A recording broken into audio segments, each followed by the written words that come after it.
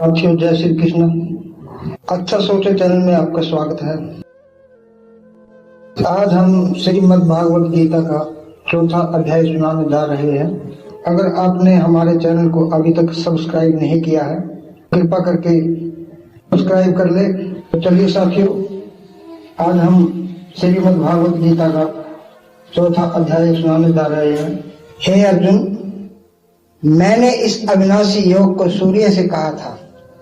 सूर्य ने अपने पुत्र वैश्वत मनु से कहा और मनु ने अपने पुत्र राजा इक्ष्वाकु से कहा। हे परंतप अर्जुन, इस प्रकार परंपरा से प्राप्त इस योग को राज ऋषियों ने जाना, किंतु उसके बाद वह योग बहुत काल से इस पृथ्वीलोक में लुप्त प्राय हो गया।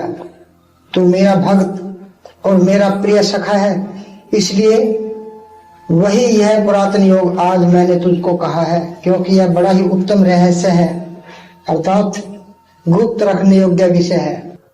अर्जुन बोले, आपका जन्म तो अवार्चिन अभी हाल का है और सूर्य का जन्म बहुत पुराना है, अर्थात कल्प के आदि में हो चुका है। तब मैं इस बात को कैसे समझूं कि आप ही ने कल्प के आदि में सूर्य से यह योग कहा था।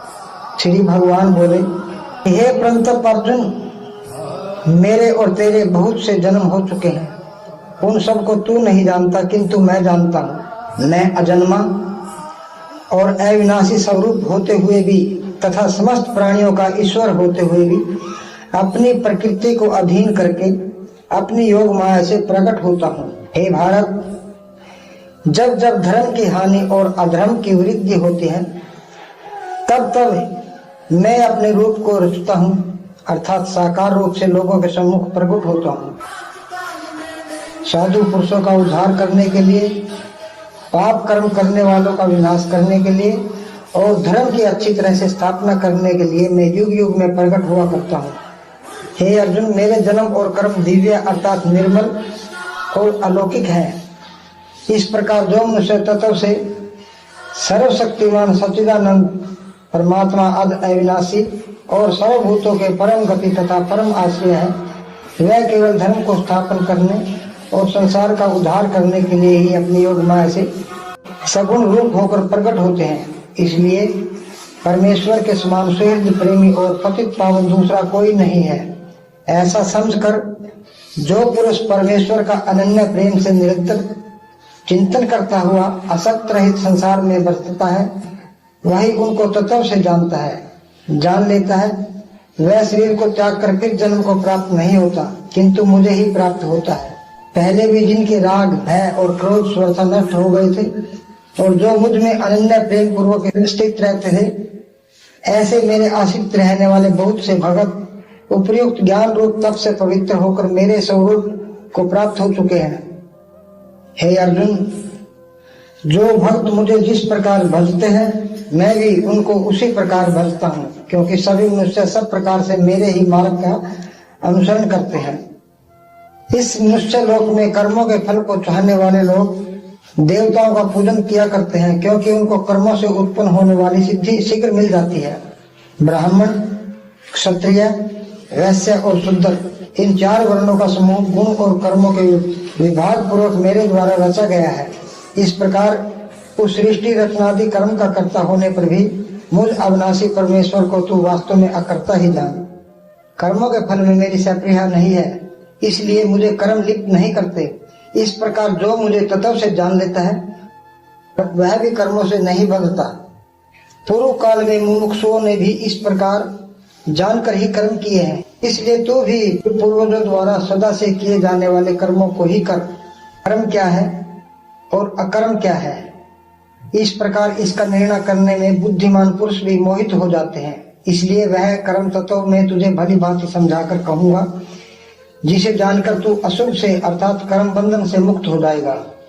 कर्म का स्वरूप भी जानना चाहिए और अकर्मण का स्वरूप भी जानना चाहिए तथा विकर्म का स्वरूप भी जानना चाहिए, क्योंकि कर्म की गति गहन है।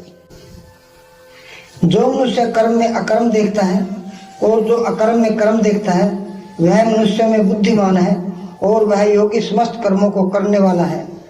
जिसके संपूर्ण शास्त्र सम्मत कर्म बिना कामना और संकल्प के होते हैं तथा जिसके समस्त कर्म ज्ञान रूप अग्नि द्वारा भस्म हो गए हैं, उस महापुरुष को ज्ञानी जन भी पंडित कहते हैं। जो पुरुष समस्त कर्मों में और उनके फल में आसक्ति का सर्वथा त्याग करके संसार के आश्रय से रहित हो गया है और परमात्मा के नित्य तृप्त है, वह कर्मों में भली भांति बरतता हुआ भी वास्तव में कुछ भी नहीं करता। जिसका अंतःकरण और इंद्रिया सहित शरीर जीता हुआ है और जिसने समस्त भोगों की सामग्री का परित्याग कर दिया है, ऐसा आशा रहित पुरुष केवल शरीर संबंधी कर्म करता हुआ भी पापों को नहीं प्राप्त होता।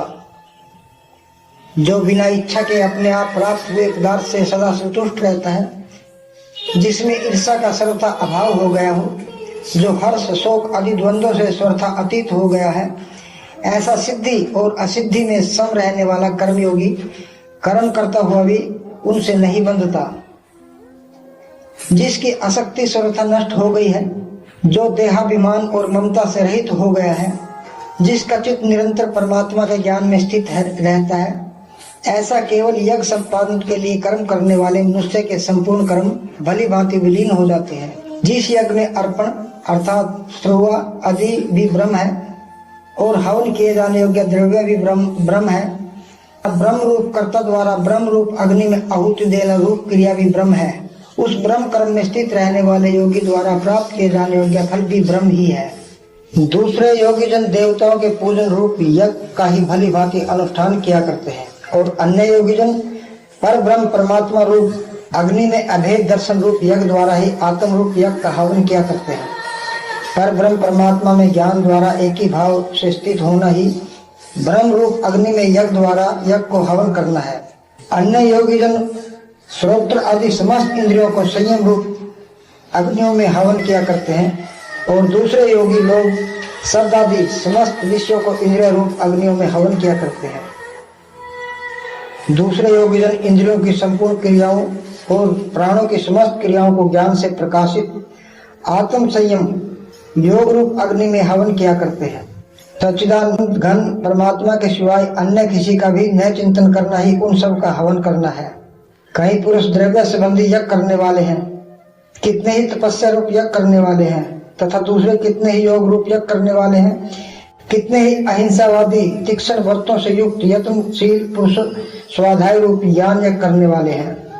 दूसरे कितने ही योगी जन अपान वायु में प्राण वायु को हवन करते हैं, वैसे ही अन्य योगी जन प्राण वायु में अपान वायु को हवन करते हैं तथा अन्य कितने ही नियमित आहार करने वाले प्राणायाम प्राण पुरुष प्राण और अपान की गति को रोककर प्राणों को प्राणों में ही हवन किया करते हैं।